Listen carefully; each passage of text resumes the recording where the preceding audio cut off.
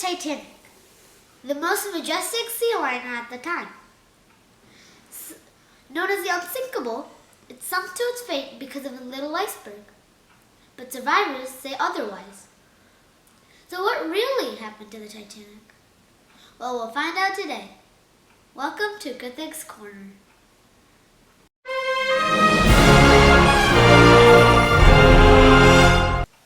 The RMS Titanic had a capacity to hold 3,000 passengers, holding 2,250 of the richest people in the world. It set sail from Southampton on April 10, 1912, on its maiden voyage to New York. About 400 miles away from Newfoundland, observers on the Titanic spotted an iceberg, about 50 feet tall. Thinking he could manage this, the captain started to steer away. But the ship was just going so fast, it couldn't manage to turn enough. The crew also didn't know that this 50 feet was only the tip of the iceberg. More was underneath the water. Somehow, the iceberg managed to scrape the Titanic. The crew only realized that the ship was sinking until an hour later. They still thought they could manage this. By that time, it was too late. The Titanic only had 20 lifeboats. They needed about 60. So this wasn't enough.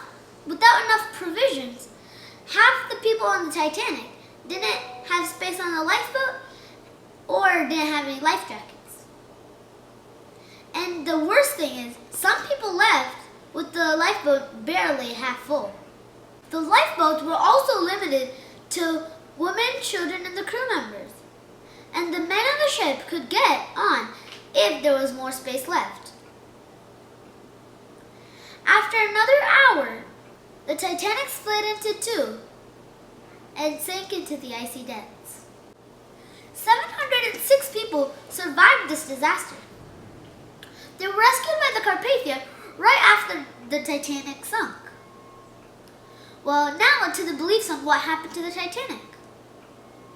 People believe that it wasn't the iceberg that destroyed the Titanic, but the pressure that the company was having. There are two theories supporting the statement. The first theory: the company had started to sell tickets for the Titanic on May 31st, 1911. Most of the tickets had been sold, so canceling this trip was a no-no. The company White Star Lines had very less coal for the trip, so they had to buy coal from other companies with ships that were stopped because of everyone buying tickets for the Titanic, since it was the grandest and largest ship at the time. There seemed to be a fire that started in the hull of the Titanic. The White Star Lines company knew about this, but canceling the trip was not an option. This fire was said to have weakened the hull so much that a little scrape would have done it. This is exactly what happened. Theory 2. The next theory states that they originally made two ships, named the Olympic and the Titanic. The Olympic was already worn out and old. It also already had a crash. It was really old and had a second crash, and the company knew that it was going to be a loss. So they schemed on letting out the Olympic instead of the Titanic for this big voyage. They fixed it up a little bit, and it looked brand new. They knew that if it did sink, they disposed of their old ship, and yet they still got the money from the ticket. Both of these theories are possibly true. Some people point to the picture of the Titanic before its departure with a black mark on its hull. That's said to be the fire. And for the second theory, people point at pictures from the Titanic underwater.